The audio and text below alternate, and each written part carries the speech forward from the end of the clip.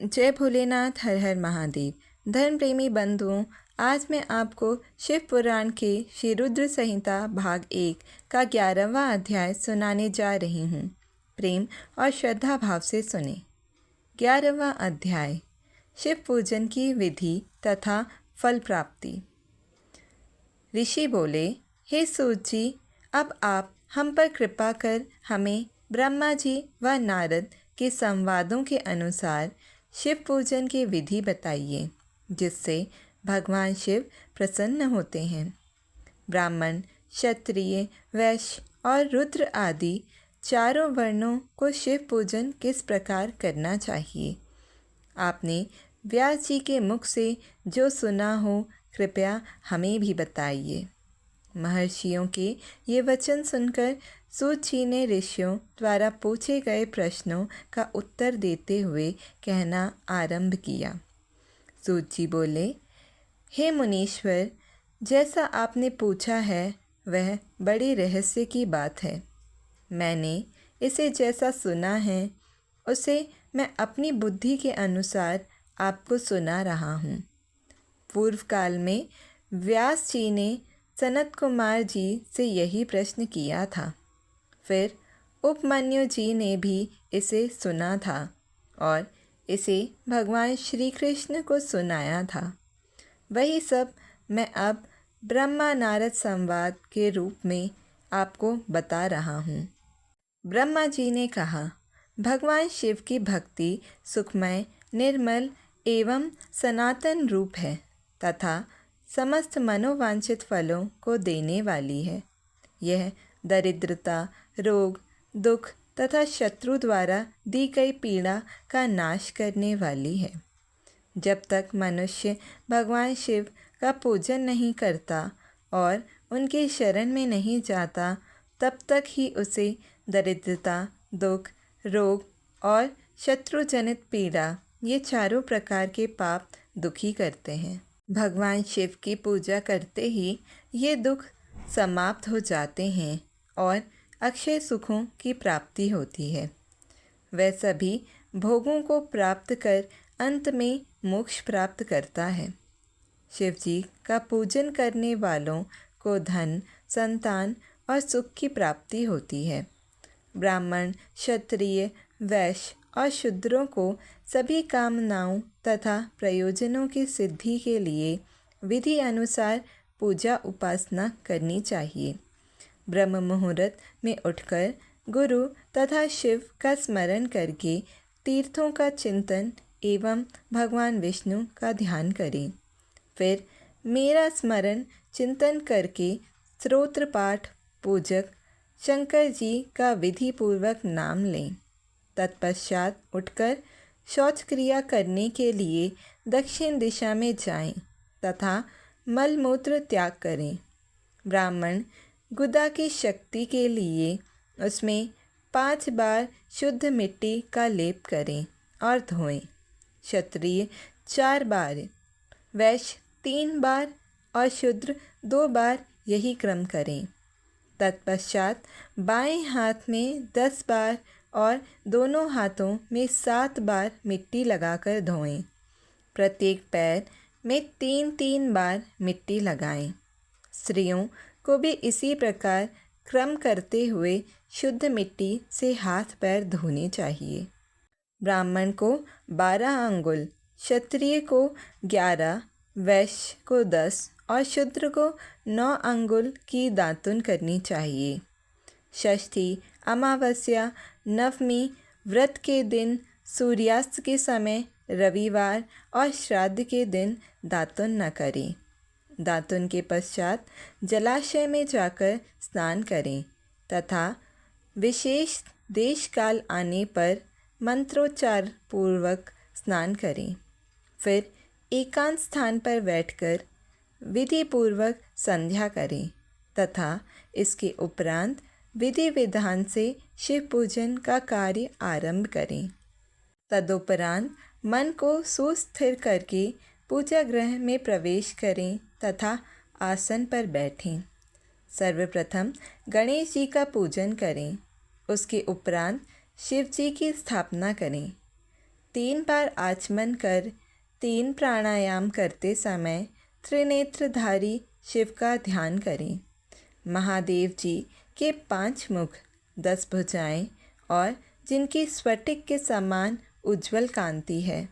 सब प्रकार के आभूषण उनके श्री अंगों को सुशोभित करते हैं तथा वे बागंबर बांधे हुए हैं।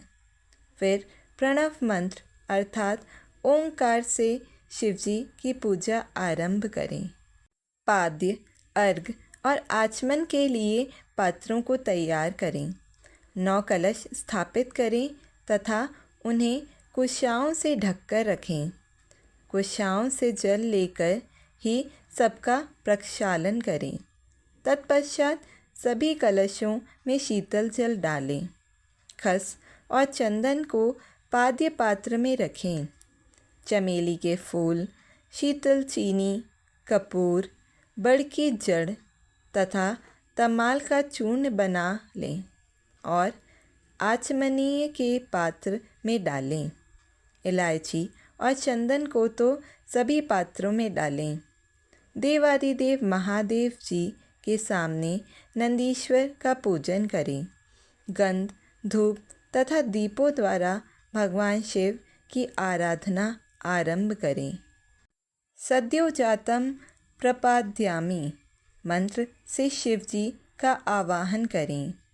ओम वामदेवाय नमः मंत्र द्वारा भगवान महेश्वर को आसन पर स्थापित करें। फिर ईशानः सर्व विद्या नाम मंत्र से आराध्य देव का पूजन करें। पाद्य और आचमनीय अर्पित कर अर्घ दें। तत्पश्चात गंध और चंदन मिले हुए जल से भगवान शिव को विधिपूर्वक स्नान कराएं। तत्पश्चात पंचामृत से भगवान शिव को स्नान कराएं। पंचामृत के 5 तत्वों दूध, दही, शहद, गन्ने का रस तथा घी से नहलाकर महादेव जी के प्रणव मंत्र को बोलते हुए उनका अभिषेक करें। जल पात्रों में शुद्ध व शीतल जल लें। सर्वप्रथम महादेव जी के लिंग पर कुश, अपामार्ग, कपूर, चमेली, चंपा, गुलाब, सफ़ेद कनेर, बेला, कमल और उत्पल पुष्पों एवं चंदन को चढ़ाकर पूजा करें। उन पर अनवरत जल की धारा गिरने की भी व्याख्या करें। जल से भरे पात्रों से महेश्वर को नहलाएं। मंत्रों से भी पूजा करनी चाहिए। ऐसी पूजा समस्त अभीष्ट फलों को देने वाली है। पावमान मंत्र, रुद्र मंत्र, नील रुद्र मंत्र, पुरुष सूक्त, श्री सूक्त, अथर्वशीष मंत्र, शांति मंत्र, भारुण्य मंत्र, स्थंतर साम, मृत्युंजय मंत्र एवं पंचाक्षर मंत्रों से पूजन करें। शिवलिंग पर 1 सहस्त्र या 100 जल धाराएं गिराने की व्यवस्था करें। स्फटिक के समान निर्मल, अविनाशी, सर्वलोकमय पर देव जो आरंभ और अंत से ही हीन तथा रोगियों के औषधि के समान हैं, जिन्हें शिव के नाम से पहचाना जाता है एवं जो शिवलिंग के रूप में विख्यात हैं, उन भगवान शिव के मस्तक पर धूप, दीप, नैवेद्य और तांबुल आदि मंत्रों द्वारा अर्पित करें। अर्घ्य देकर भगवान शिव के चरणों में फूल अर्पित करें। फिर महेश्वर को प्रणाम कर आत्मा से शिवजी की आराधना करें और प्रार्थना करते समय हाथ में फूल लें। भगवान शिव से क्षमा याचना करते हुए कहें, हे कल्याणकारी शिव, मैंने अनजाने में अथवा जानबूझकर जो जप तप पूजा आदि सत्कर्म किए हों, आपकी कृपा से वे सफल हों। हर्षित मन से शिवजी को फूल अर्पित करें। स्वस्ति वाचन कर अनेक आशीर्वाद ग्रहण करें। भगवान शिव से प्रार्थना करें, कि प्रत्येक जन्म में मेरी शिव में भक्ति हो तथा शिव ही मेरे शरणदाता हूँ। इस प्रकार परम भक्ति से उनका पूजन करें। फिर सपरिवार भगवान को नमस्कार करें। जो मनुष्य भक्तिपूर्वक प्रतिदिन भगवान शिव की पूजा करता है उसे सब सिद्धियाँ प्राप्त होती हैं। उसे मनोवांछित फलों की प्राप्ति होती है। उसके सभी रोग, दुख, दर्द और कष्ट समाप्त हो जाते हैं। भगवान शिव की कृपा से उपासक का कल्याण होता है। भगवान शंकर की पूजा से मनुष्य में सद्गुणों की वृद्धि होती है। यह सब जानकर नारद अत्यंत प्रसन्न होते हुए अपने पिता ब्रह्मा जी को धन्यवाद देते हुए बोले कि आपने मुझ पर कृपा कर मुझे शिव पूजन की अमृत विधि बताई है। शिव भक्ति समस्त भोग और मोक्ष प्रदान करने वाली है। 12वां अध्याय, देवताओं को उपदेश देना। नारद जी बोले, ब्रह्मा जी आप धन्य हैं, क्योंकि आपने अपनी बुद्धि को शिव चरणों में लगा रखा है। कृपा कर इस आनंदमय विषय का वर्णन सविस्तार पुनः कीजिए। ब्रह्मा जी ने कहा, हे नारद, एक समय की बात है। मैंने सब ओर से देवताओं और ऋषियों को बुलाया और क्षीर सागर के तट पर भगवान विष्णु की स्तुति कर उन्हें प्रसन्न किया। भगवान विष्णु प्रसन्न होकर बोले, हे ब्रह्मा जी एवं अन्य देवगणों, आप यहाँ क्यों पधारे हैं? आपके मन में क्या इच्छा है? आप अपनी समस्या बताइए। मैं निश्चय ही उसे दूर करने का प्रयत्न करूँगा। यह सुनकर ब्रह्मा जी बोले, हे भगवान, दुखों को दूर करने के लिए किस देवता की सेवा करनी चाहिए? तब भगवान विष्णु ने उनके प्रश्न का उत्तर देते हुए कहा, हे ब्राह्मण, भगवान शिव शंकर ही सब दुखों को दूर करने वाले हैं। सुख की कामना करने वाले मनुष्य को उनकी भक्ति में सदैव लगे रहना चाहिए। उन्हीं में मन लगाएं और उन्हीं का चिंतन करें। जो मनुष्य शिव भक्ति में लीन रहता है, जिसके मन में वे विराजमान हैं, वह मनुष्य कभी दुखी नहीं हो सकता। पूर्व जन्म में किए गए पुण्यों एवं शिव भक्ति से ही पुरुषों को सुंदर भवन, आभूषणों से विभूषित स्त्रियां, मन का संतोष, धन संपदा, स्वस्थ शरीर, पुत्र पौत्र, अलौकिक प्रतिष्ठा, स्वर्ग के सुख एवं मोक्ष प्राप्त होता है। जो स्त्री या पुरुष प्रतिदिन भक्तिपूर्वक शिवलिंग की पूजा करता है, उसको हर जगह सफलता प्राप्त होती है। वह पापों के बंधन से छूट जाता है। ब्रह्मा जी एवं अन्य गणों ने भगवान विष्णु के उपदेश को ध्यानपूर्वक सुना। भगवान विष्णु को प्रणाम कर कामनाओं की पूर्ति हेतु उन्होंने शिवलिंग की प्रार्थना की।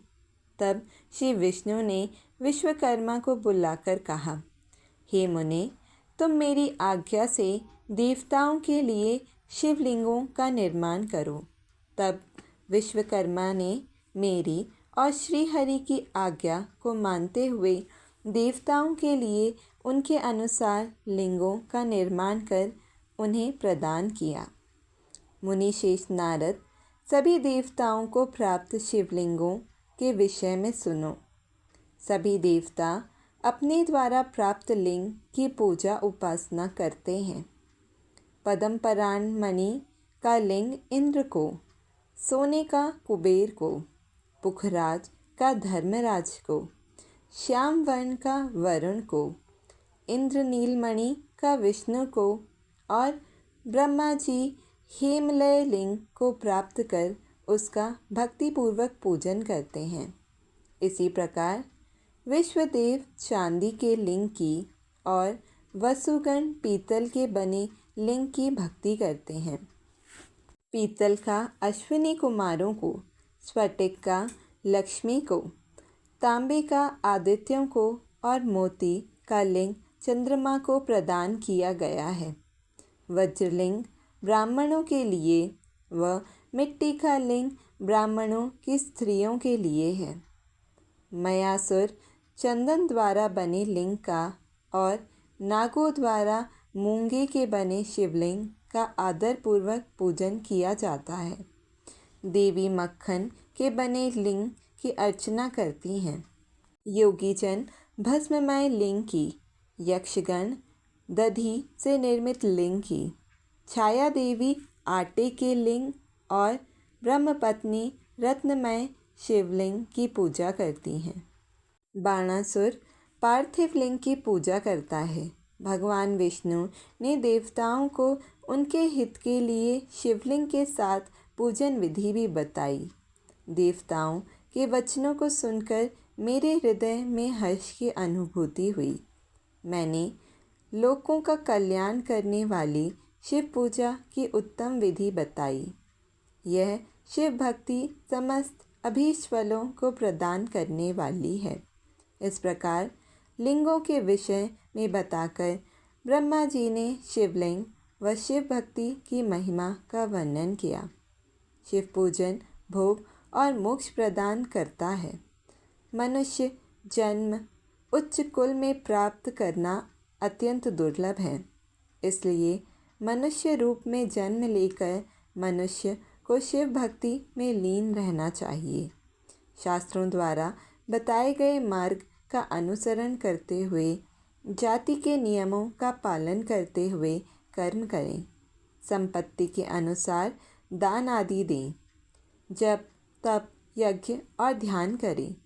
ध्यान के द्वारा ही परमात्मा का साक्षात्कार होता है। भगवान शंकर अपने भक्तों के लिए सदा उपलब्ध रहते हैं।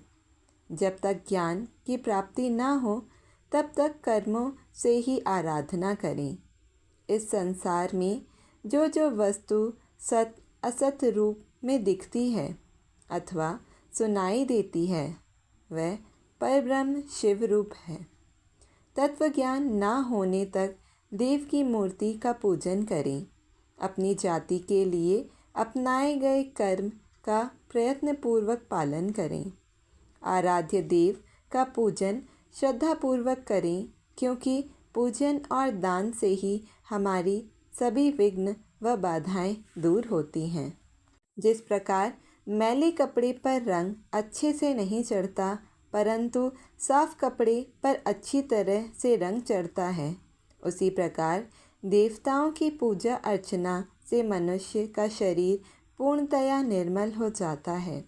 उस पर ज्ञान का रंग चढ़ता है और वह भेदभाव आदि बंधनों से छूट जाता है। बंधनों से छूटने पर उसके सभी दुख दर्द समाप्त हो जाते हैं और मोह माया से मुक्त मनुष्य शिव पद प्राप्त कर लेता है।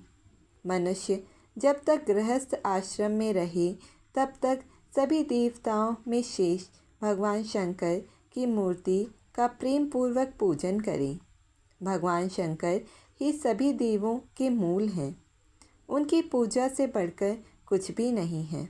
जिस प्रकार वृक्ष की जड़ में पानी से सींचने पर जड़ एवं शाखाएं सभी तृप्त हो जाती हैं, उसी प्रकार भगवान शिव की भक्ति है।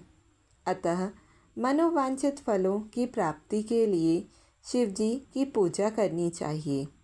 अभीष्ट फलों की प्राप्ति तथा सिद्धि के लिए समस्त प्राणियों को सदैव लोक कल्याणकारी भगवान शिव का पूजन करना चाहिए। 13वां अध्याय शिव पूजन की श्रेष्ठ विधि। ब्रह्मा जी कहते हैं, हे नारद, अब मैं शिव पूजन की सर्वोत्तम विधि बताता हूँ। यह विधि समस्त अभीष्ट तथा सुखों को प्रदान करने वाली है। उपासक ब्रह्म मुहूर्त में उठकर जगदम्बा पार्वती और भगवान शिव का स्मरण करें। दोनों हाथ जोड़कर उनके सामने सिर झुकाकर भक्तिपूर्वक प्रार्थना करें। हे देवेश उठिए, हे त्रिलोकीनाथ उठिए, मेरे हृदय में निवास करने वाले देव उठिए और पूरे ब्रह्मांड का मंगल करिए। हे प्रभु, मैं धर्म अधर्म को नहीं जानता हूँ। आपकी प्रेरणा से ही मैं कार्य करता हूँ। फिर गुरु चरणों का ध्यान करते हुए कमरे से निकलकर शौच आदि से निवृत्त हो मिट्टी और जल से देह को शुद्ध करें। दोनों हाथों और पैरों को धोकर दातुन करें तथा 16 बार जल की अंजलियों से मुंह को धोएं। ये कार्य सूर्योदय से पूर्व ही करें।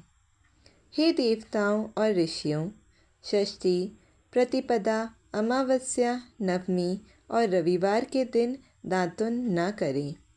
नदी अथवा घर में समय से स्नान करें। मनुष्य को देश और काल के विरुद्ध स्नान नहीं करना चाहिए। रविवार, श्राद्ध, संक्रांति, ग्रहण, महादान और उपवास वाले दिन गर्म जल में स्नान न करें। क्रम से वारों को देखकर ही तेल लगाएं। जो मनुष्य नियम पूर्वक रोज़ तेल लगाता है, उसके लिए तेल लगाना किसी भी दिन दूषित नहीं है। सरसों के तेल को ग्रहण के दिन प्रयोग में ना लाएं। इसके उपरांत स्नान पूर्व या उत्तर की ओर मुँह करके करें। स्नान के उपरांत स्वच्छ अर्थात धुले हुए वस्त्र को धारण करें। दूसरों के पहने हुए अथवा रात में सोते समय पहने वस्त्रों को बिना धुले धारण न करें। स्नान के बाद पितरों एवं देवताओं को प्रसन्न करते हुए तर्पण करें। उसके बाद धुले हुए वस्त्र धारण करें और आचमन करें। पूजा हेतु स्थान को गोबर आदि से लीपकर शुद्ध करें। वहाँ लकड़ी के आसन की व्यवस्था करें। ऐसा आसन अभीष्ट फल देने वाला होता है। उस आसन पर बिछाने के लिए मृग अर्थात हिरण की खाल की व्यवस्था करें। उस पर बैठकर भस्म से त्रिपुण लगाएं। त्रिपुण से जप तप तथा दान सफल होता है। त्रिपुण लगाकर रुद्राक्ष धारण करें। तत्पश्चात मंत्रों का उच्चारण करते हुए आचमन करें। पूजा सामग्री को एकत्र करें। फिर जल, गंध और अक्षत के पात्र को दाहिने भाग में रखें। फिर गुरु की आज्ञा लेकर और उनका ध्यान करते हुए सपरिवार शिव का पूजन करें। विघ्न विनाशक गणेश जी का बुद्धि सिद्धि सहित पूजन करें।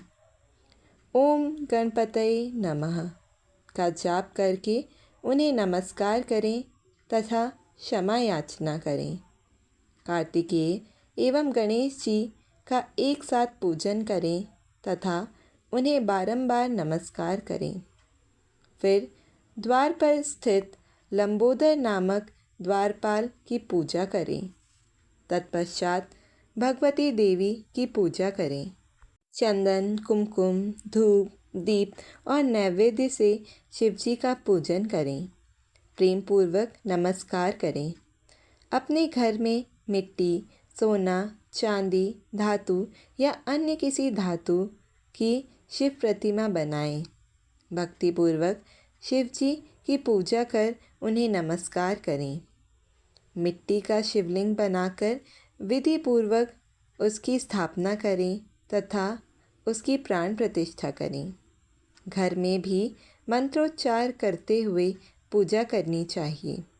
पूजा उत्तर की ओर मुख करके करनी चाहिए। आसन पर बैठकर गुरु को नमस्कार करें। अर्घ्य पात्र से शिवलिंग पर जल चढ़ाएं। शांत मन से पूर्ण श्रद्धा वनत होकर महादेव जी का आवाहन इस प्रकार करें।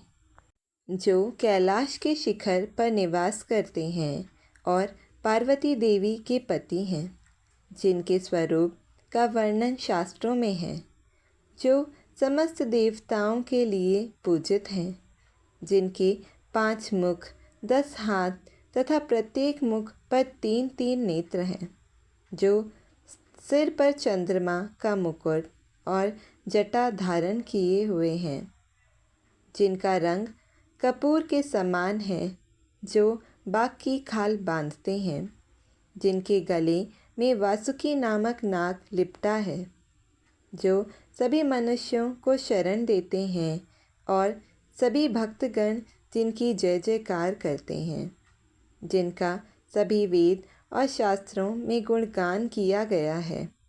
ब्रह्मा विष्णु जिनकी स्तुति करते हैं, जो परम आनंद देने वाले तथा भक्त वत्सल हैं।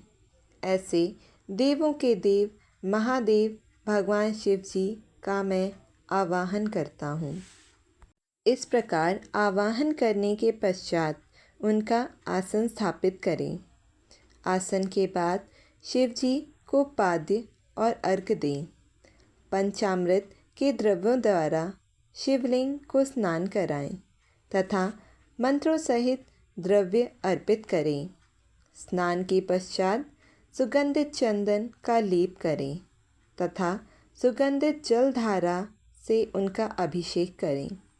फिर आचमन कर जल दें और वस्त्र अर्पित करें। मंत्रों द्वारा भगवान शिव को तिल, जौ, गेहूँ, मूंग और उड़द अर्पित करें।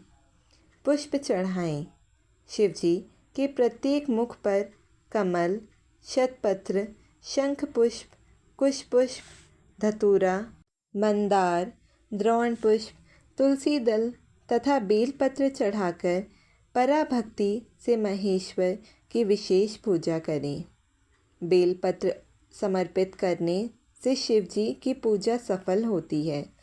तत्पश्चात सुगंधित चूर्ण तथा सुवासित तेल बड़े हर्ष के साथ भगवान शिव को अर्पित करें।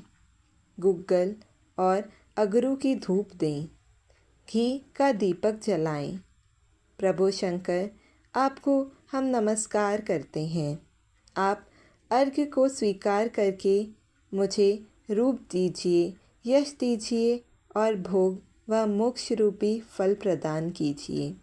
यह कहकर अर्घ्य अर्पित करें। नैवेद्य व तांबुल अर्पित करें। 5 बत्ती की आरती करें।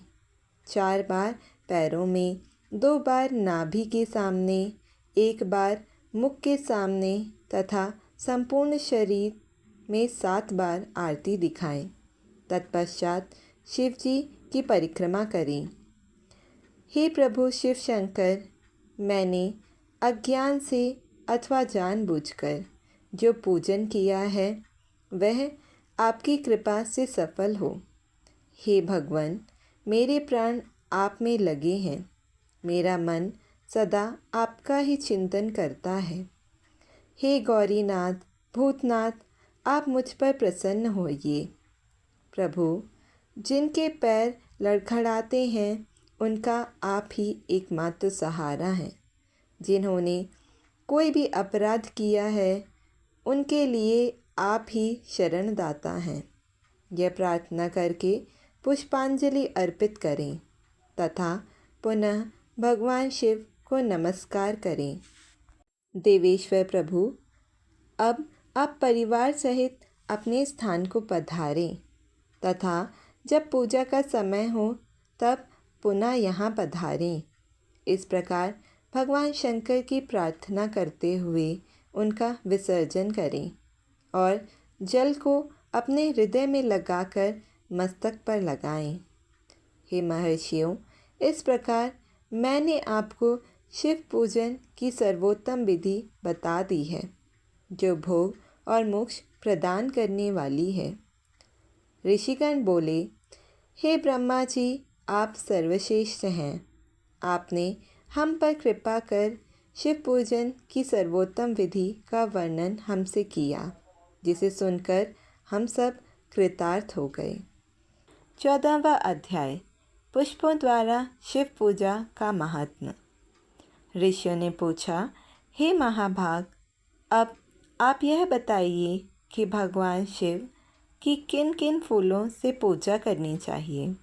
विभिन्न फूलों से पूजा करने पर क्या क्या फल प्राप्त होते हैं। सूत जी बोले, हे ऋषियों, यही प्रश्न नारद जी ने ब्रह्मा जी से किया था। ब्रह्मा जी ने उन्हें पुष्पों द्वारा शिव जी की पूजा के महात्म्य को बताया। ब्रह्मा जी ने कहा, नारद, लक्ष्मी अर्थात धन की कामना करने वाले मनुष्य को कमल के फूल, बेलपत्र, शतपत्र और शंख पुष्प से भगवान शिव का पूजन करना चाहिए। 1,00,000 पुष्पों द्वारा भगवान शिव की पूजा होने पर सभी पापों का नाश हो जाता है और लक्ष्मी की प्राप्ति होती है। 1,00,000 फूलों से शिव जी की पूजा करने से मनुष्य को संपूर्ण अभीष्टफलों की प्राप्ति होती है। जिसके मन में कोई कामना न हो, वह उपासक इस पूजन से शिव स्वरूप हो जाता है। मृत्युंजय मंत्र के 5,00,000 जाप पूरे होने पर महादेव के स्वरूप के दर्शन हो जाते हैं। 1,00,000 जाप से शरीर की शुद्धि होती है। दूसरे लाख के जाप से पहले जन्म की बातें याद आ जाती हैं। तीसरे लाख जाप के पूर्ण होने पर इच्छा की गई सभी वस्तुओं की प्राप्ति हो जाती है। चौथे लाख जाप पूर्ण होने पर भगवान शिव सपनों में दर्शन देते हैं। 5वां लाख जाप पूरा होने पर वे प्रत्यक्ष दर्शन देते हैं। मृत्युंजय मंत्र के 10,00,000 जाप करने से संपूर्ण फलों की सिद्धि होती है। मोक्ष की कामना करने वाले मनुष्य को 1,00,000 दुर्वा से भगवान शिव की पूजा करनी चाहिए। आयु वृद्धि की इच्छा करने वाले मनुष्य को 1,00,000 दुर्वाओं द्वारा पूजन करना चाहिए। पुत्र प्राप्ति की इच्छा रखने वाले मनुष्य को 1,00,000 धतूरे के फूलों से पूजा करनी चाहिए। पूजन में लाल डंठल वाले धतूरे को शुभाद माना जाता है। यश प्राप्ति के लिए 1,00,000 अगस्त के फूलों से पूजा करनी चाहिए। तुलसी दल द्वारा शिवजी की पूजा करने से भोग और मोक्ष की प्राप्ति होती है। जवा कुसुम के 1,00,000 फूलों से पूजा करने पर शत्रुओं की मृत्यु हो जाती है। 1,00,000 करवीर के फूलों से शिव पूजन करने पर समस्त रोगों का नाश हो जाता है। दोपहरिया के फूलों के पूजन से आभूषण तथा चमेली के फूलों से पूजन करने से वाहन की प्राप्ति होती है। अलसी के फूलों से शिव पूजन करने से विष्णु जी भी प्रसन्न होते हैं।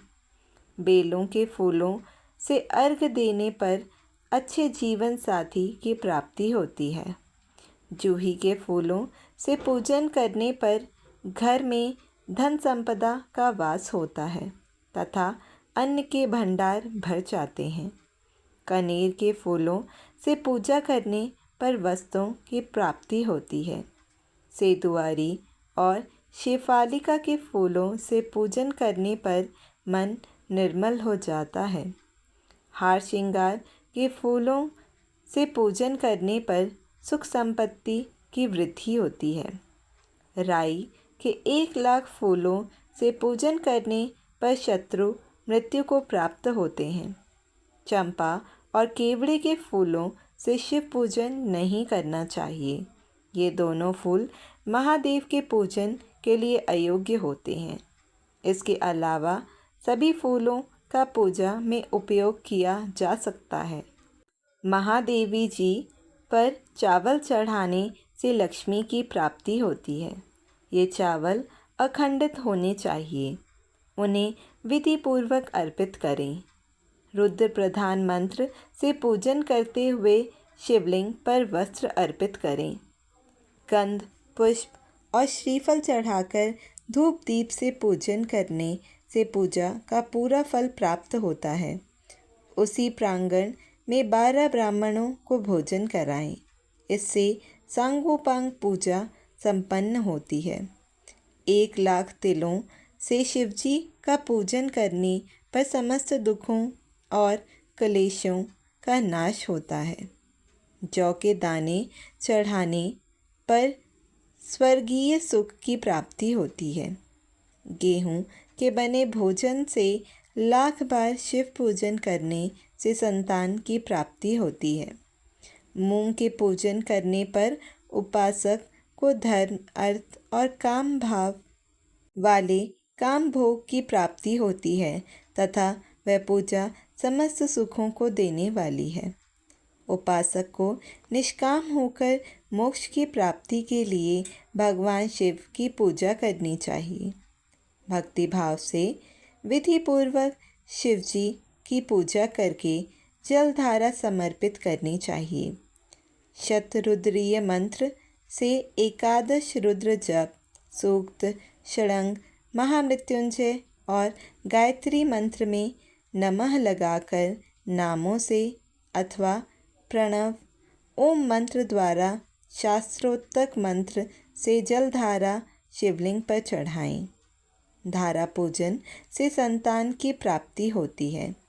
सुख और संतान की वृद्धि के लिए जलधारा का पूजन उत्तम होता है। उपासक को भस्म धारण प्रेम पूर्वक शुभ एवं दिव्य द्रव्यों द्वारा शिव पूजन करके उनके सहस्र नामों का जाप करते हुए शिवलिंग पर घी की धारा चढ़ानी चाहिए। इससे वंश का विस्तार होता है।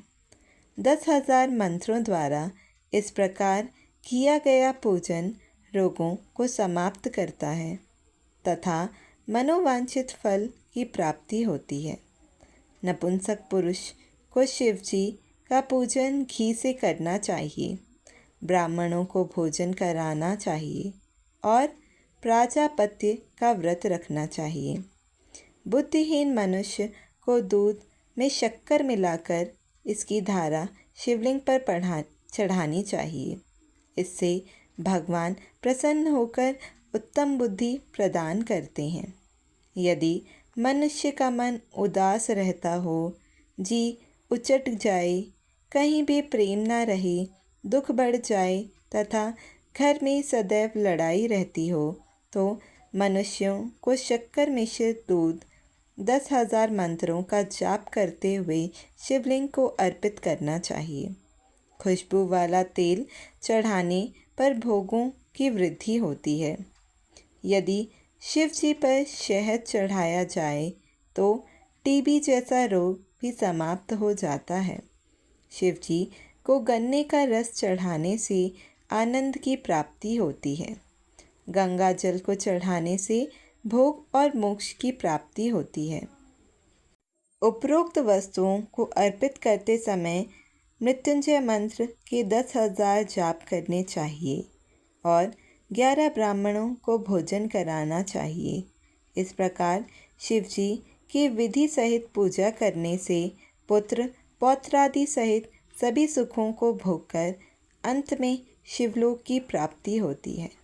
15वां अध्याय सृष्टि का वर्णन। नारद जी ने पूछा, हे पितामह, आपने बहुत से ज्ञान बढ़ाने वाली उत्तम बातों को सुनाया। कृपया इसके अलावा और भी जो आप सृष्टि एवं उससे संबंधित लोगों के बारे में जानते हैं, हमें बताने की कृपा करें। ब्रह्मा जी बोले, मुने, हमें आदेश देकर जब महादेव जी अंतर ध्यान हो गए तो मैं उनकी आज्ञा का पालन करते हुए ध्यानमग्न होकर अपने कर्तव्यों के विषय में सोचने लगा। उस समय भगवान श्री हरि विष्णु से ज्ञान प्राप्त कर मैंने सृष्टि की रचना करने का निश्चय किया। भगवान विष्णु मुझे आवश्यक उपदेश देकर वहाँ से चले गए। भगवान शिव की कृपा से ब्रह्मांड से बाहर वैकुंठ धाम में जा पहुँचे और वहीं निवास करने लगे। सृष्टि की रचना करने के उद्देश्य से मैंने भगवान शिव और विष्णु का स्मरण करके जल को हाथ में लेकर ऊपर की ओर उछाला। इससे वहाँ एक अंड प्रकट हुआ जो 24 तत्वों का समूह कहा जाता है। वह विराट आकार वाला अंड जड़ रूप में था। उसे चेतना प्रदान करने हेतु मैं कठोर तप करने लगा और 12 वर्षों तक तप करता रहा। तब श्री हरि विष्णु स्वयं प्रकट हुए और प्रसन्नतापूर्वक बोले। श्री विष्णु ने कहा, ब्रह्मा, मैं तुम पर प्रसन्न हूँ। जो इच्छा हो वह वर मांग लो। भगवान शिव की कृपा से मैं सब कुछ देने में सामर्थ्य हूँ। ब्रह्मा बोले, महाभाग, आपने मुझ पर बड़ी कृपा की है। भगवान शंकर ने मुझे आपके हाथों में सौंप दिया है। आपको मैं नमस्कार करता हूँ। कृपा कर इस विराट 24 तत्वों से बने अंड को चेतना प्रदान कीजिए। मेरा ऐसा कहने पर श्री विष्णु ने अनंत रूप धारण कर अंड में प्रवेश किया। उस समय उनके सहस्त्रों मस्तक, सहस्त्र आँखें और सहस्त्र पैर थे।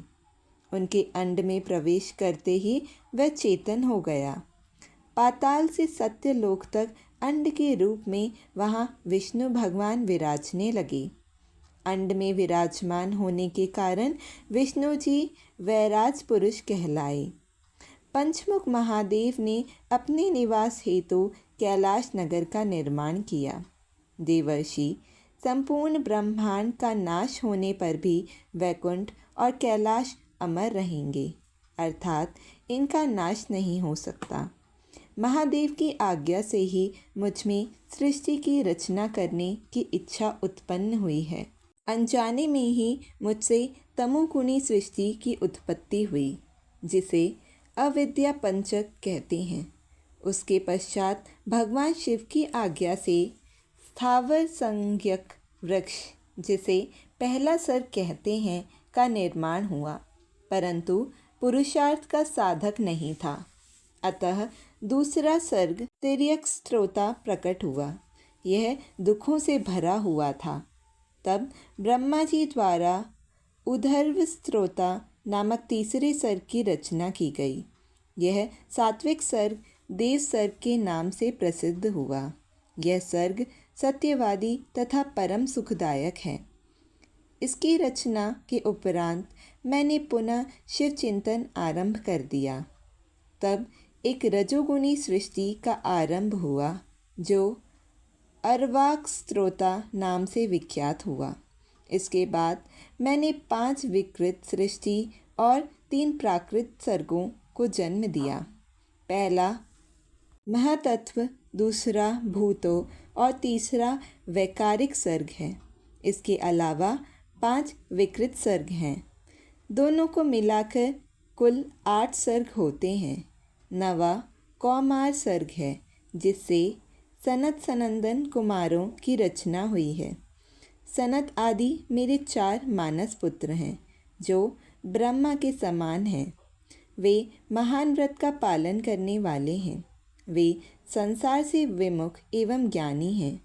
उनका मन शिव चिंतन में लगा रहता है। मुनि नारद, मेरी आज्ञा पाकर भी उन्होंने सृष्टि के कार्य में मन नहीं लगाया। इससे मुझ में क्रोध प्रवेश कर गया। तब भगवान विष्णु ने मुझे समझाया और भगवान शिव की तपस्या करने के लिए कहा। मेरी घोर तपस्या से मेरी भौहें और नाक के मध्य भाग से महेश्वर की 3 मूर्तियां प्रकट हुईं, जो पूर्णांश, सर्वेश्वर एवं दया सागर थीं, और भगवान शिव का अर्धनारीश्वर रूप प्रकट हुआ। जन्म मरण से रहित परम तेजस्वी सर्वज्ञ नीलकंठ साक्षात उमा वल्लभ भगवान महेश के साक्षात दर्शन कर मैं धन्य हो गया। मैंने भक्ति भाव से उन्हें प्रणाम किया और उन्हें प्रसन्न करने के लिए उनकी स्तुति करने लगा। तब मैंने उनसे जीवों की रचना करने की प्रार्थना की। मेरी प्रार्थना स्वीकार करते हुए देवादिदेव भगवान शिव ने रुद्र गणों की रचना की। तब मैंने उनसे पुनः कहा, देवेश्वर शिव शंकर, अब आप संसार की मोह माया में लिप्त ऐसे जीवों की रचना करें जो मृत्यु और जन्म के बंधन में बंधे हों। यह सुनकर महादेव जी हंसते हुए कहने लगे। शिव जी ने कहा, हे ब्रह्मा, मैं जन्म और मृत्यु के भय में लिप्त जीवों की रचना नहीं करूँगा, क्योंकि वे जीव संसार रूपी बंधन में बंधे होने के कारण दुखों से युक्त होंगे। मैं सिर्फ उनका उद्धार करूँगा, उन्हें परम ज्ञान प्रदान कर उनके ज्ञान का विकास करूँगा। हे प्रजापति, इन जीवों की रचना आप करें। मोह माया के बंधनों में बंधे इस प्रकार के जीवों की सृष्टि करने पर भी आप इस माया में नहीं बंधेंगे। मुझसे इस प्रकार कहकर महादेव शिव शंकर अपने पार्षदों के साथ वहाँ से अंतर्ध्यान हो गए। 16वां अध्याय, सृष्टि की उत्पत्ति। ब्रह्मा जी बोले, नारद, शब्द आदि पंचभूतों द्वारा पंचकरण करके उनके स्थूल आकाश, वायु, अग्नि, जल और पृथ्वी, पर्वत, समुद्र, वृक्ष और कला आदि से युगों और कालों की मैंने रचना की तथा और भी कई पदार्थ मैंने बनाए। उत्पत्ति और विनाश वाले पदार्थों का भी मैंने निर्माण किया है, परंतु जब इससे भी मुझे संतोष नहीं हुआ तो मैंने माँ अम्बा सहित भगवान शिव का ध्यान करके सृष्टि के अन्य पदार्थों की रचना की और अपने नेत्रों से मरीच को, हृदय से भृगु को, सिर से अंगीरा को, कान से मुनिशेष पुलह को, उदान से पुलसत्य को, समान से वशिष्ठ को, अपान से कृतु को, दोनों कानों से अतरी को, प्राण से दक्ष को, गोद से तुमको, छाया से करदम मुनि को उत्पन्न किया। सब साधनाओं के साधन धर्म को भी मैंने अपने संकल्प से प्रकट किया। मुनिशेष, इस तरह साधकों की रचना करके महादेव जी की कृपा से मैंने अपने को कृतार्थ माना। मेरे संकल्प से उत्पन्न धर्म मेरी आज्ञा से मानव का रूप धारण कर साधन में लग गए। इसके उपरांत मैंने अपने शरीर के विभिन्न अंगों से देवता व असुरों के रूप में अनेक पुत्रों की रचना करके उन्हें विभिन्न शरीर प्रदान किए। तत्पश्चात भगवान शिव की प्रेरणा से मैं अपने शरीर को 2 भागों में विभाजित कर 2 रूपों वाला हो गया। मैं आधे शरीर से पुरुष व आधे से नारी हो गया। पुरुष स्वयंभुव नाम से मनु नाम से प्रसिद्ध हुआ एवं उच्च कोटि के साधक कहलाए। नारी रूप से शतरूपा नाम वाली योगिनी एवं परम तपस्विनी स्त्री उत्पन्न हुई। मनु ने वैवाहिक विधि से अत्यंत सुंदरी शतरूपा का पाणी ग्रहण किया और मैथुन द्वारा सृष्टि को उत्पन्न करने लगे। उन्होंने शतरूपा से प्रियव्रत और उत्तनपाद नामक 2 पुत्र तथा आकुति, देवहूति और प्रसूति नामक 3 पुत्रियों को जन्म दिया। आकुति का रुचि मुनि से, देवहूति का करदम मुनि से तथा प्रसूति का दक्ष प्रजापति के साथ विवाह कर दिया गया। उनकी संतानों से पूरा जगत चराचर हो गया।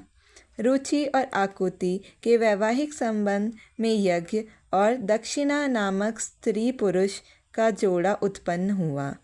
यज्ञ की दक्षिणा से 12 पुत्र हुए।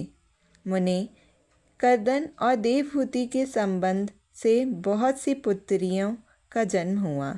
दक्ष और प्रसूति के 24 कन्याएं हुईं। दक्ष ने 13 कन्याओं का विवाह धर्म से कर दिया। ये 13 कन्याएं श्रद्धा, लक्ष्मी, धृति, तुष्टि, पुष्टि, मेधा, क्रिया, बुद्धि, लज्जा, वसु, शांति, सिद्धि और कृति हैं। अन्य 11 कन्याएं ख्याति, सती, संभूति, समृति, प्रीति, क्षमा, सनंती, अनसूया, ऊर्जा, स्वाहा और स्वधा का विवाह भृगु, शिव, मरीचि, अंगीरी, पुलसत्य, पुलह, कृतु, अत्रि, वशिष्ठ, अग्नि और पितर नामक मुनियों से संपन्न हुआ। इनकी संतानों से पूरा त्रिलोक भर गया। अंबिकापति महादेव जी की कृपा से बहुत से प्राणी शेष मुनियों के रूप में उत्पन्न हुए। कल्प भेद से दक्ष की 7 कन्याएं हुईं। उनमें से 10 कन्याओं का विवाह धर्म से, 27 का चंद्रमा से, 13 कन्याओं का विवाह कश्यप ऋषि से संपन्न हुआ। नारद उन्होंने 4 कन्याएं अरिष्टनेमि को ब्याह दी। भृगु, अंगीरा और कुशाव से 2-2 कन्याओं का विवाह कर दिया।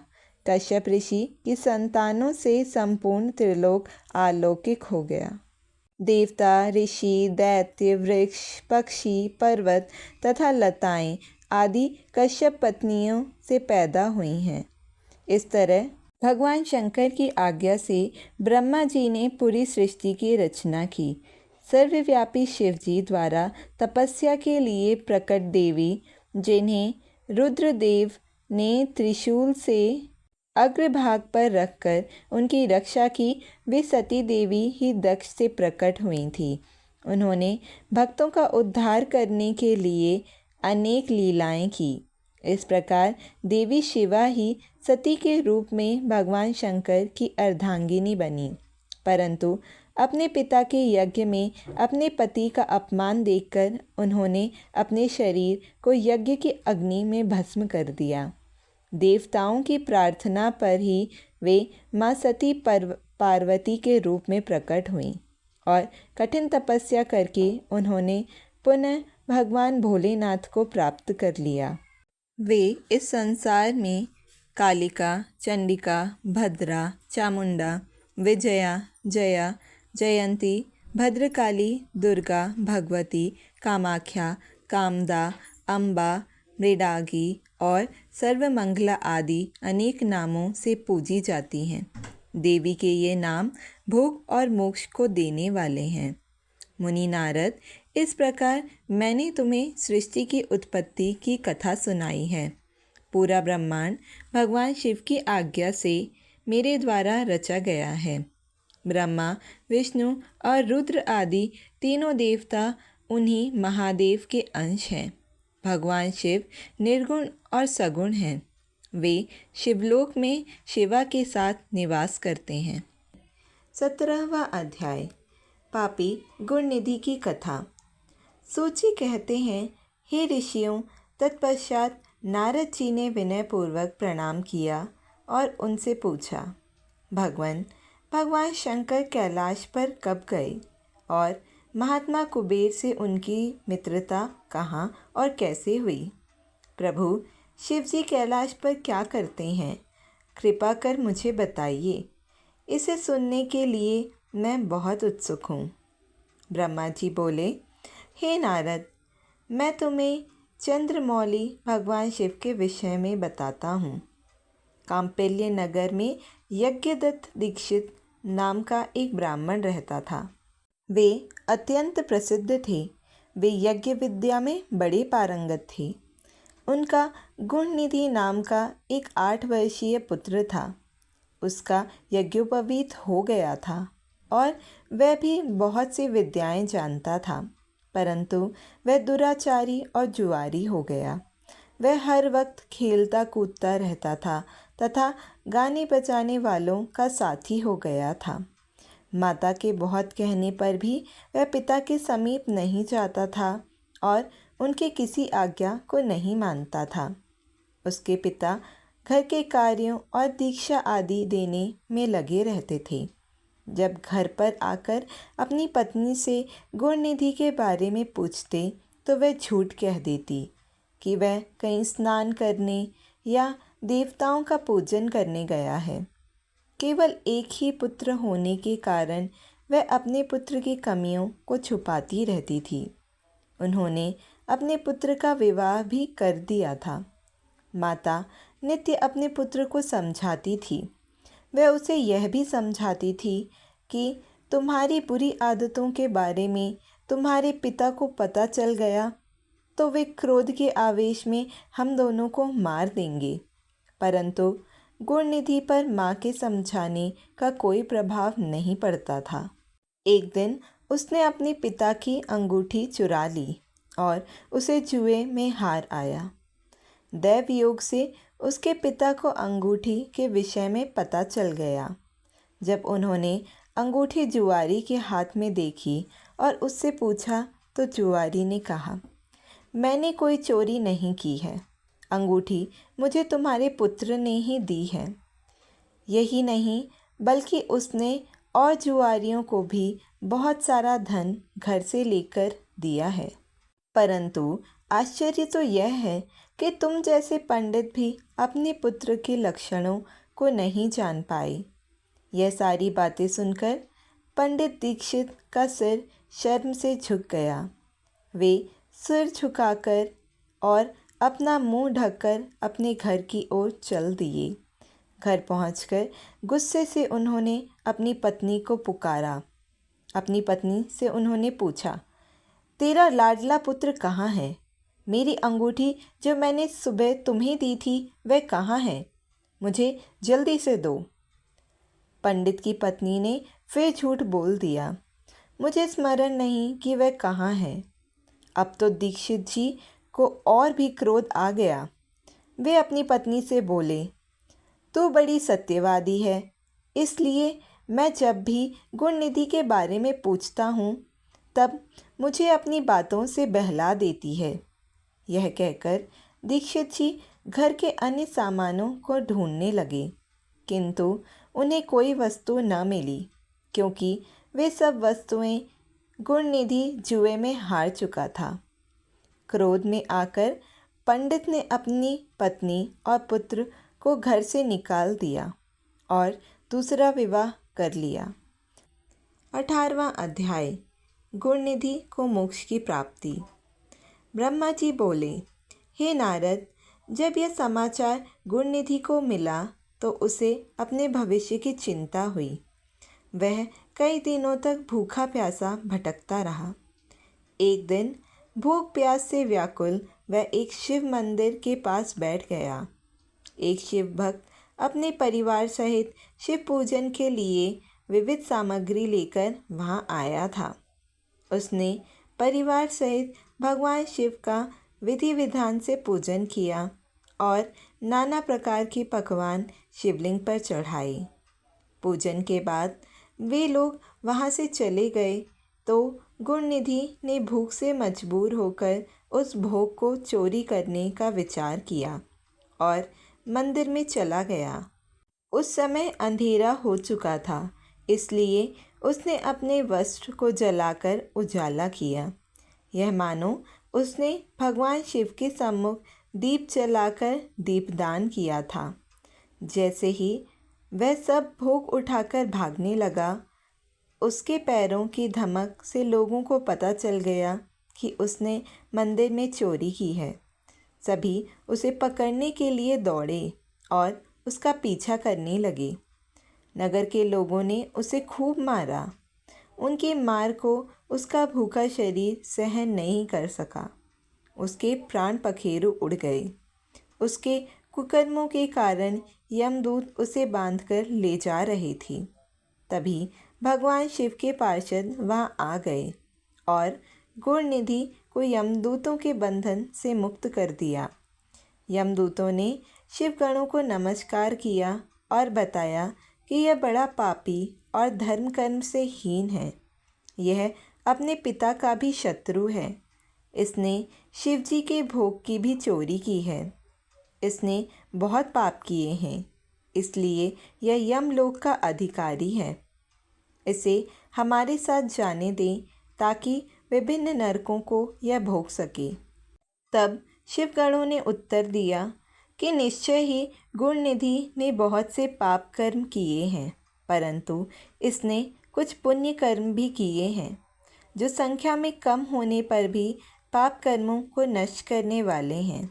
इसने रात्रि में अपने वस्त्र को फाड़कर शिवलिंग के समक्ष दीपक में बत्ती डालकर उसे जलाया और दीपदान किया। इसने अपने पिता के श्रीमुख से एवं मंदिर के बाहर बैठकर शिवगणों को सुना है और ऐसे ही और भी अनेक धर्म कर्म इसने किए हैं। इतने दिनों का भूखा रहकर इसने व्रत किया और शिव दर्शन तथा शिव पूजन भी अनेकों बार किया है। इसलिए यह हमारे साथ शिवलोक को जाएगा, वहाँ कुछ दिनों तक निवास करेगा। जब इसके संपूर्ण पापों का नाश हो जाएगा तो भगवान शिव की कृपा से यह कलिंग देश का राजा बनेगा। अतः यमदूतों, तुम अपने लोक को लौट जाओ। यह सुनकर यमदूत यमलोक को चले गए। उन्होंने यमराज को इस विषय में सूचना दे दी और यमराज ने इसको प्रसन्नतापूर्वक स्वीकार कर लिया। तत्पश्चात गुणनिधि नामक ब्राह्मण को लेकर शिवगण शिवलोक को चल दिए। कैलाश पर भगवान शिव और देवी उमा विराजमान थे। उसे उनके सामने लाया गया। गुणनिधि ने भगवान शिव उमा की चरण वंदना की और उनकी स्तुति की। उसने महादेव से अपने किए गए कर्मों के बारे में क्षमा याचना की। भगवान ने उसे क्षमा प्रदान कर दी। वहाँ शिवलोक में कुछ दिन निवास करने के बाद गुणनिधि कलिंग देश का राजा अरिंदम के पुत्र दम के रूप में विख्यात हुआ। हे नारद, शिवजी की थोड़ी सी सेवा भी उसके लिए अत्यंत फलदायक हुई। इस गुणनिधि के चरित्र को जो कोई पढ़ता अथवा सुनता है, उसकी सभी कामनाएं पूरी होती हैं तथा वह मनुष्य सुख शांति प्राप्त करता है। 19वां अध्याय, गुणनिधि को कुबेर पद की प्राप्ति। नारद जी ने प्रश्न किया, हे ब्रह्मा जी, अब आप मुझे यह बताइए कि गुणनिधि जैसे महापापी मनुष्य को भगवान शिव द्वारा कुबेर पद क्यों और कैसे प्रदान किया गया। हे प्रभु, कृपा कर इस कथा को भी बताइए। ब्रह्मा जी बोले, नारद, शिवलोक में सारे दिव्य भोगों का उपभोग तथा उमा महेश्वर का सेवन कर वह अगले जन्म में कलिंग के राजा अरिंदम का पुत्र हुआ। उसका नाम दम था।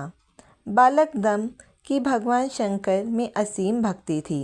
वह सदैव शिवजी की सेवा में लगा रहता था। वह अन्य बालकों के साथ मिलकर शिव भजन करता। युवा होने पर उसके पिता अरिंदम की मृत्यु के पश्चात दम को राज सिंहासन पर बैठाया गया। राजा दम सब ओर शिव धर्म का प्रचार और प्रसार करने लगे। वे सभी शिवालयों में दीपदान करते थे।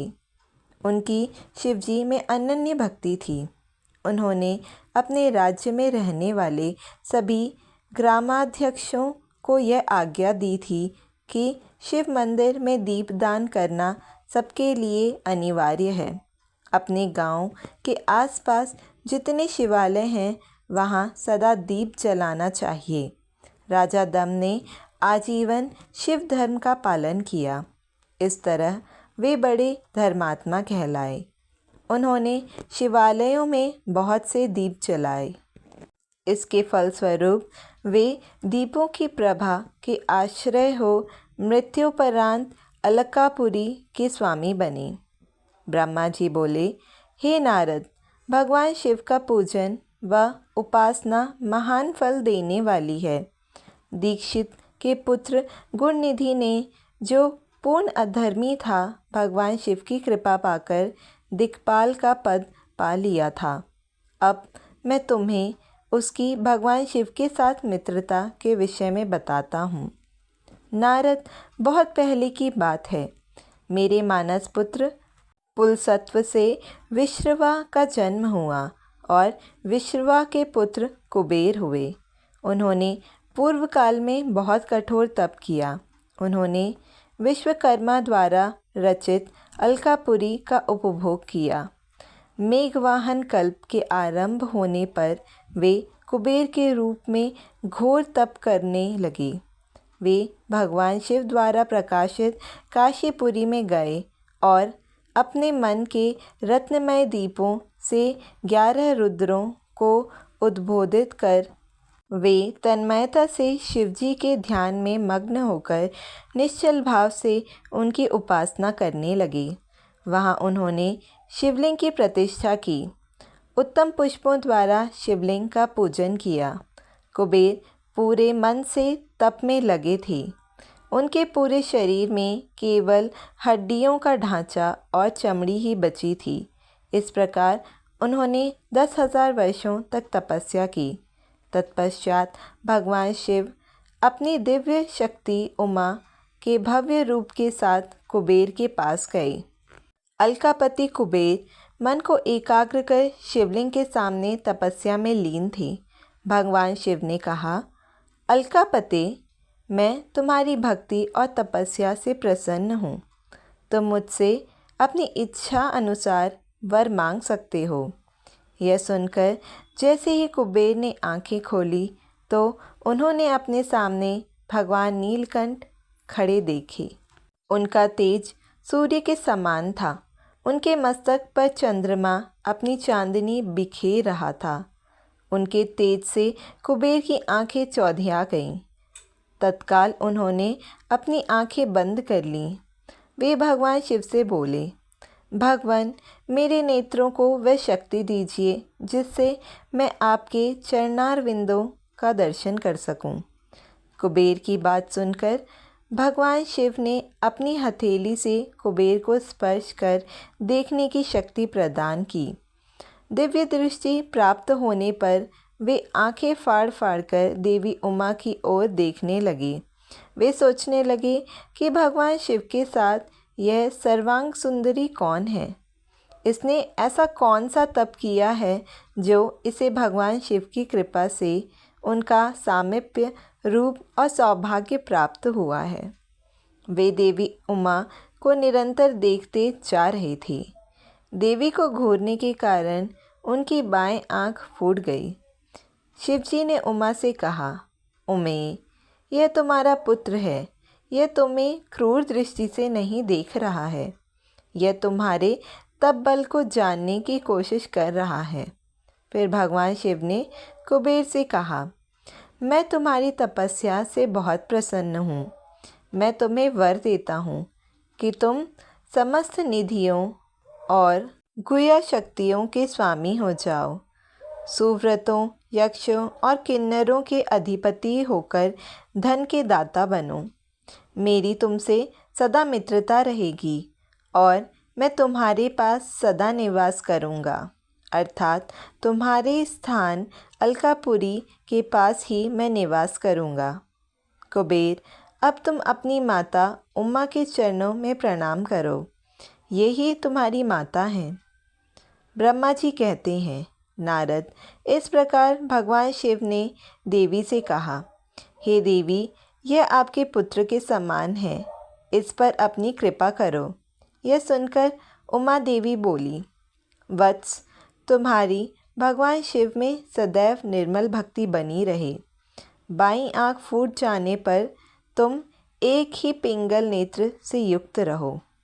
महादेव जी ने जो वर तुम्हें प्रदान किया है वे सुलभ हैं। मेरे रूप से ईर्ष्या के कारण तुम कुबेर नाम से प्रसिद्ध होगे। कुबेर को वर देकर भगवान शिव और देवी उमा अपने धाम को चले गए। इस प्रकार भगवान शिव और कुबेर में मित्रता हुई और वे अलकापुरी के निकट कैलाश पर्वत पर निवास करने लगे। नारद जी ने कहा, ब्रह्मा जी, आप धन्य हैं। आपने मुझ पर कृपा कर मुझे इस अमृत कथा के बारे में बताया है। निश्चय ही शिव भक्ति दुखों को दूर कर समस्त सुख प्रदान करने वाली है। 20वां अध्याय, भगवान शिव का कैलाश पर्वत पर गमन। ब्रह्मा जी बोले, हे नारद मुनि, कुबेर के कैलाश पर्वत पर तप करने से वहाँ पर भगवान शिव का शुभ आगमन हुआ। कुबेर को वर देने वाले विश्वेश्वर शिव जब निधिपति होने का वर देकर अंतर्ध्यान हो गए, तब उनके मन में विचार आया कि मैं अपने रुद्र रूप में, जिसका जन्म ब्रह्मा जी के ललाट से हुआ है और जो संहारक है, कैलाश पर्वत पर निवास करूँगा।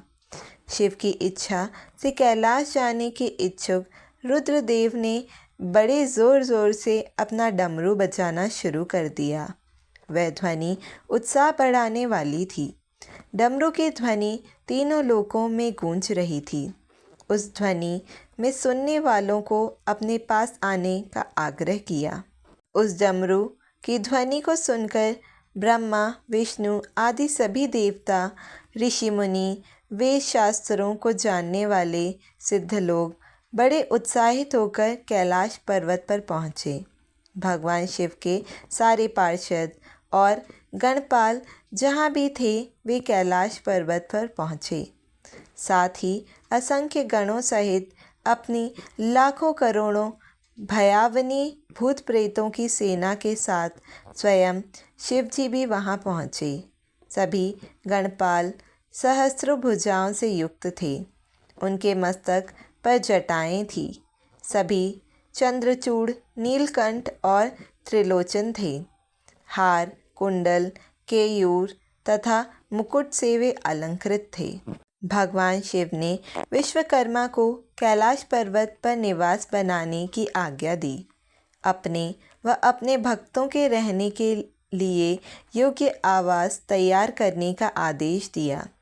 विश्वकर्मा ने आज्ञा पाते ही अनेकों प्रकार के सुंदर निवास स्थान वहां बना दिए। उत्तम मुहूर्त में उन्होंने वहां प्रवेश किया। इस मधुर बेला पर सभी देवताओं, ऋषि मुनियों और सिद्धों सहित ब्रह्मा और विष्णु जी ने शिव जी व उमा का अभिषेक किया। विभिन्न प्रकार से उनकी पूजा अर्चना और स्तुति की। प्रभु की आरती उतारी। उस समय आकाश में फूलों की वर्षा हुई। इस समय चारों ओर भगवान शिव तथा देवी उमा की जय जयकार हो रही थी। सभी की स्तुति से प्रसन्न होकर भगवान शिव ने उन्हें उनकी इच्छा के अनुसार वरदान दिया तथा उन्हें अभीष्ट और मनोवांछित वस्तुएं भेंट की। तत्पश्चात भगवान शंकर की आज्ञा लेकर सभी देवता अपने अपने निवास को चले गए। कुबेर भी भगवान शिव की आज्ञा पाकर अपने स्थान अलकापुरी को चले गए। तत्पश्चात भगवान शंभु वहाँ निवास करने लगे। वे योग साधना में लीन होकर ध्यान में मग्न रहते। कुछ समय तक वहाँ अकेले निवास करने के बाद उन्होंने दक्ष कन्या देवी सती को पत्नी रूप में प्राप्त कर लिया। देवर्षि अब रुद्र भगवान देवी सती के साथ वहाँ सुखपूर्वक विहार करने लगे। हे नारद, इस प्रकार मैंने तुम्हें भगवान शिव के रुद्र अवतार का वर्णन और उनके कैलाश पर आगमन की उत्तम कथा सुनाई है। तुम्हें शिवजी व कुबेर की मित्रता और भगवान शिव की विभिन्न लीलाओं के विषय में बताया है।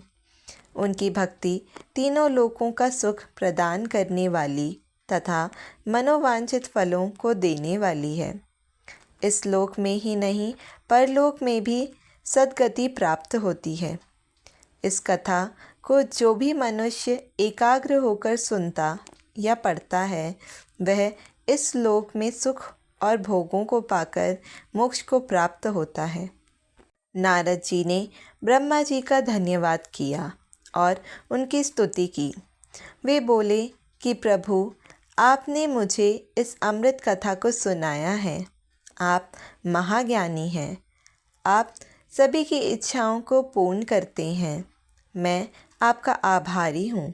शिव चरित्र जैसा श्रेष्ठ ज्ञान आपने मुझे दिया है। हे प्रभु, मैं आपको बारंबार नमन करता हूँ। श्री रुद्र संहिता संपूर्ण। जय भोलेनाथ, हर हर महादेव, ओम नमः शिवाय। शिव जी की आरती। जय शिव ओमकारा, प्रभु हरि शिव ओमकारा, ब्रह्मा विष्णु सदा शिव अर्धांगी धारा।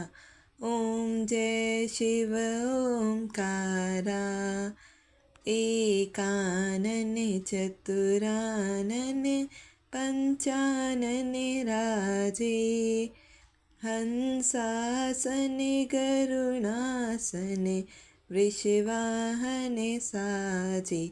ओम जय शिव ओमकारा। दो भुज चार चतुर्भुज, 10 भुज अति सोहे। तीनों रूप निरखता, त्रिभुवन जन मोहे। ओम जय शिव ओमकारा।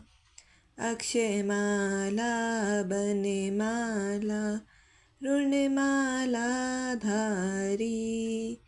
चंदन मृग मद सोहे, भोले शशिधारी।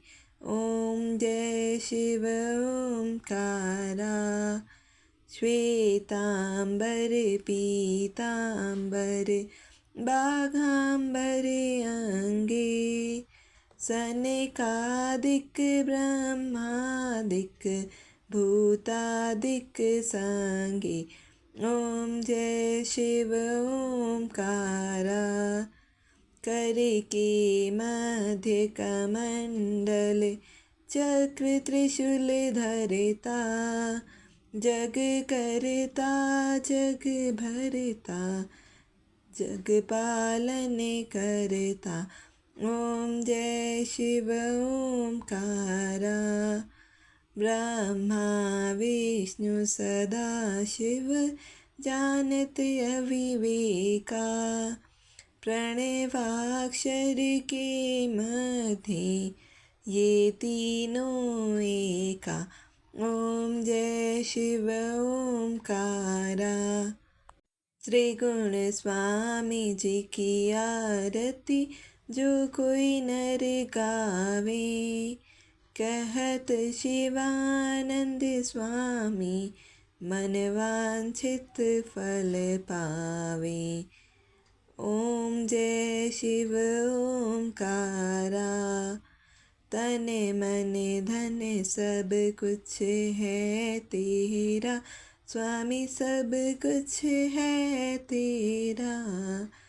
तेरा तुझको अर्पण, क्या लागे मेरा।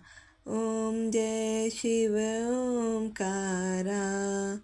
जय शिव ओमकारा, प्रभु हर शिव ओमकारा। ब्रह्मा विष्णु सदा शिव, अर्धांगी धारा। ओम जय शिव ओमकारा, प्रभु हर शिव ओमकारा। बोलो शंकर भगवान की जय। बोलो उमापति महादेव की जय।